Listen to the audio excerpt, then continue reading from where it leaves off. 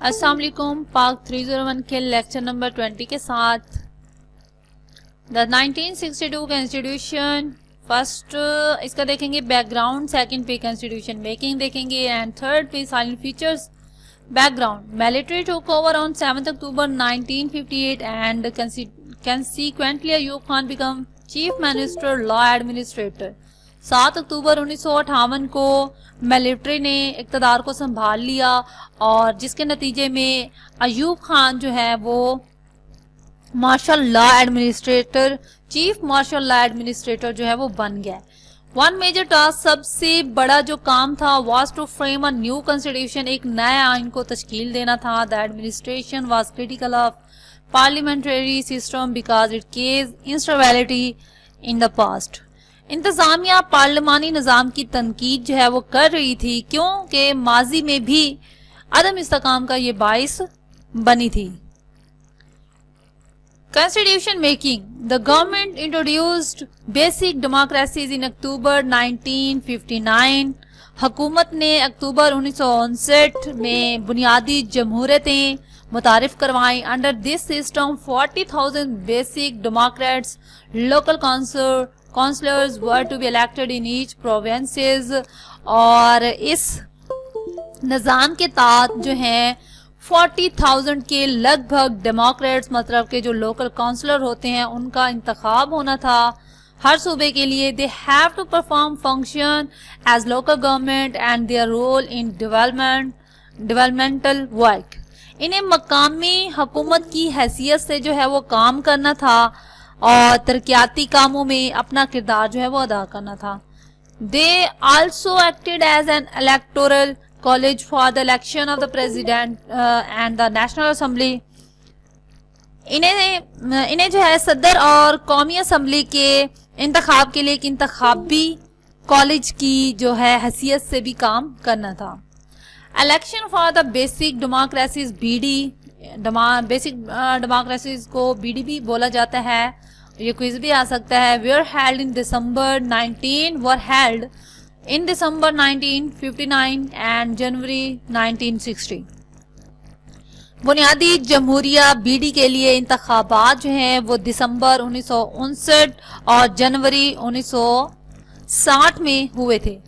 Then presidential referendum was held by the elected BD members on February 17, 1960। फिर 17 फरवरी 1960 को BD के मुंतखब अरकान के जरिए सदारती जो है रेफरेंडम हुआ। A constitutional commission was established in February 1960 under the chairmanship of Justice Shahabuddin, former Chief Justice। फरवरी 1960 में साबिक चीफ जस्टिस शहाबुद्दीन की सरबराही में एक कमीशन जो है, एक आईनी कमीशन, उसको तश्कील दिया गया था। The task assigned to the commission were, और उस कमीशन को जो टास्क असाइन किए गए थे वो क्या थे। फर्स्ट उसका टास्क था to examine the case of failure of parliamentary system. First जो उसका टास्क था वो था कि पार्लिमानी निज़ाम की नाकामी की जो वजूहात हैं उनकी जांच करना। सेकंड पे था एक तो कर्सर पता नहीं कहां से कहां चला जाता है, recommended a new system keeping in the view. वो ये कह रहे हैं कि हर चीज को मद्देनजर रखते हुए, व्यू में रखते हुए एक नया निज़ाम जो है वो तजवीज़ करें। Genius people, standard of education, international condition of the country and need of development। लोगों को बासलाहियत बनाएं, तालीम का मयार, मुल्क के अंदरूनी हालात और तरक्की की ज़रूरियात, यानी कि ये वो टास्क थे जो कमीशन ने उनको असाइन किए थे। Commission presented its report in May 1961 after then 2 committees reviewed it. और उसके बाद जो है कमीशन ने अपनी रिपोर्ट मई 1961 में पेश की और बाद में उसी रिपोर्ट को 2 कमेटियों ने बैठ के जो है जांच किया, मतलब कि उसको देखा। Under the report of these committees the new constitution was drafted. और फिर इन्हीं कमेटियों के तहत जो है जो कमेटी ने अपनी रिपोर्ट जारी की थी, इनके तहत नया आइन बनाया गया।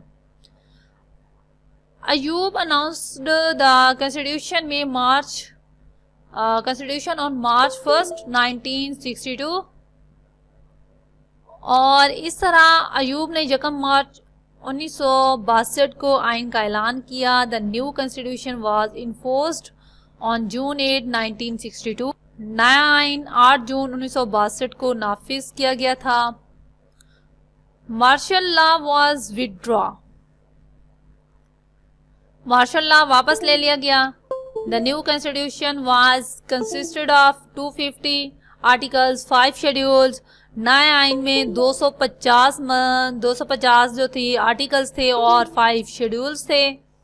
Salient features of the constitution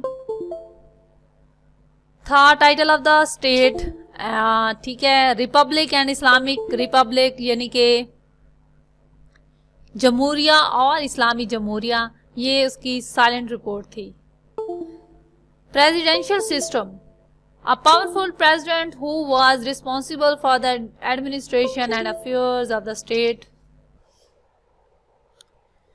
और जो कि पावरफुल प्रेसिडेंट था, जो कि रियासत के इंतज़ामिया और उसके अमूर का जो है वो जिम्मेदार था। He should be Muslim, at least 40 years of age, should be qualified to be a member of NA।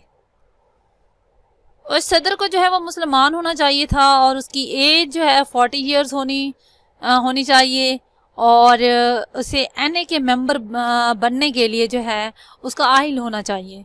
He would be elected through indirect elections for a period of 5 years, और वो 5 साल के लिए इनडायरेक्ट इलेक्शंस के जरिए मुंतखब होगा। If he has held office for more than 10 years, he should seek elections with the approval of the NA and the PAs। और अगर सदर जो है 8 साल से ज्यादा अरसे तक उस ओहदे पर जो है वो फाइज है तो वो NA और PA की मंजूरी से दोबारा इंतखाब का मुतालबा जो है वो कर सकता है। National assembly was given the power to impeach the president, however it was difficult to achieve. और कौमी असम्बली का मवाख़ज़ा करने के लिए सदर को इख्तियार दिया गया था, ताहम इसका असूल जो था वो मुश्किल था। President could dissolve the NA but in that case he must seek री इलेक्शंस। और सदर जो है NA को तहलील कर सकते हैं, लेकिन इस मामले में इन्हें दोबारा इंतखाबात का मुतालबा जो है वो करना होगा। Power of the president was the focal point of the executive, legislative and judicial powers। सदर तमाम एग्जेक्टिव, कानून साजी और अदालती अख्तियार का फोकल पॉइंट थे। Cabinet was responsible to him, और कबीना जो थी वो इसकी जिम्मेदार थी। ऑल की appointments were to be made by president, ताहम तमाम तकरीरें जो थी वो सदर ही ने करनी थी। He could issues ordinance, he could also declare state of emergency in the country, और सदर जो है वो ऑर्डिनेंस जारी कर सकता था और मुल्क में हंगामी हालात का ऐलान भी कर सकता था। National Assembly NA was consisted of one house on the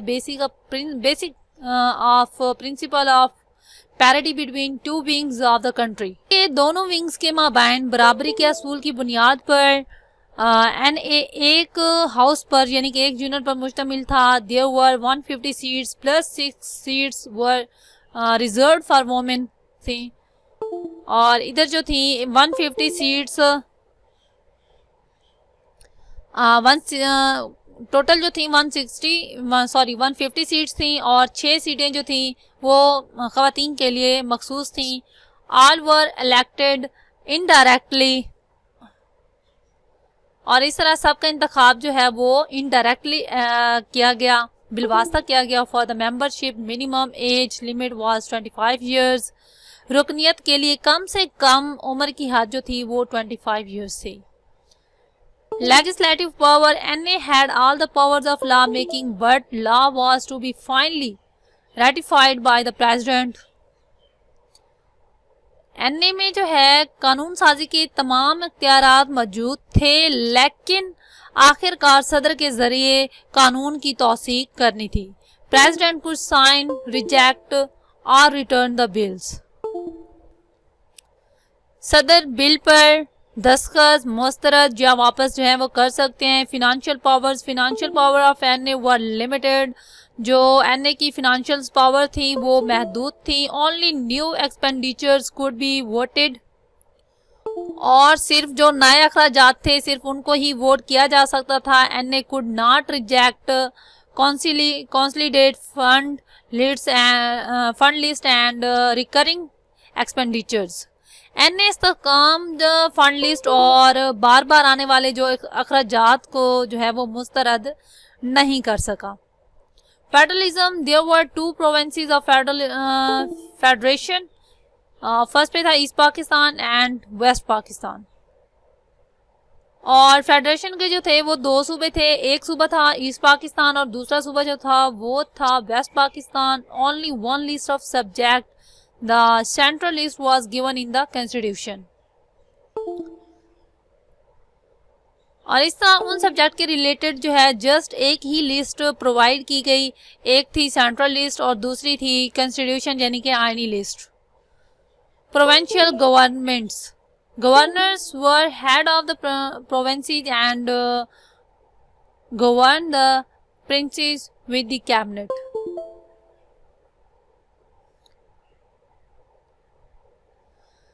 Provincial governments, governors were head of the provinces and governed the provinces with his cabinets.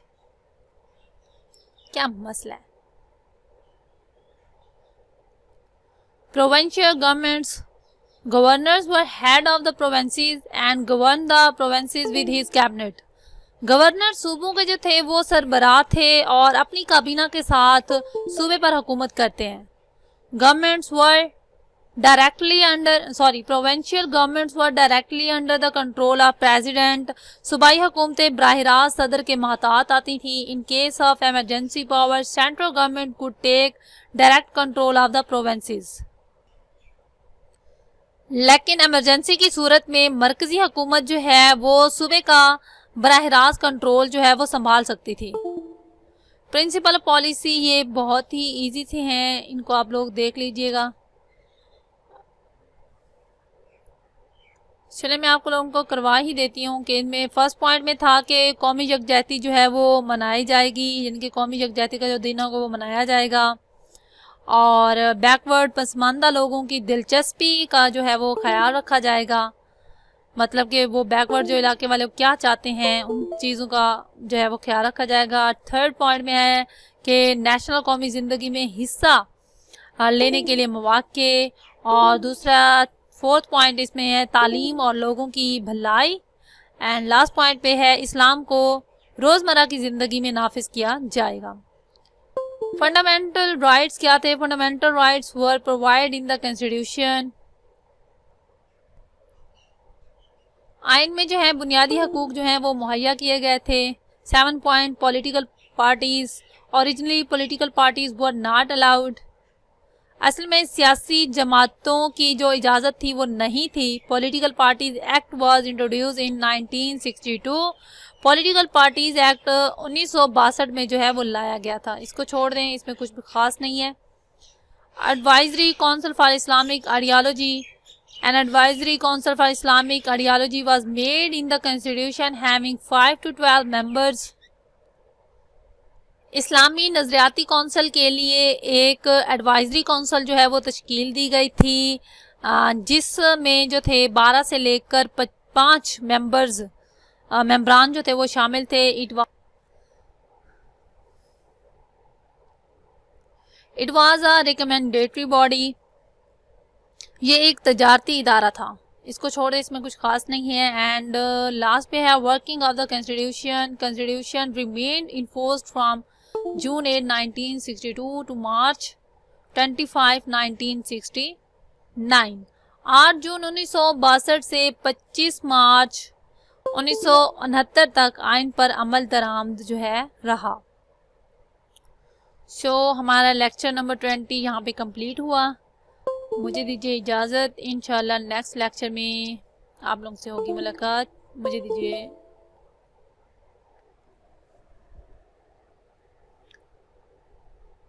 और यहाँ पे आप लोगों का लेक्चर नंबर 20 एंड हुआ। इंशाल्लाह नेक्स्ट लेक्चर में मिलते हैं। मुझे दीजिए इजाज़त। अल्लाह हाफिज़ and take care and enjoy the lectures.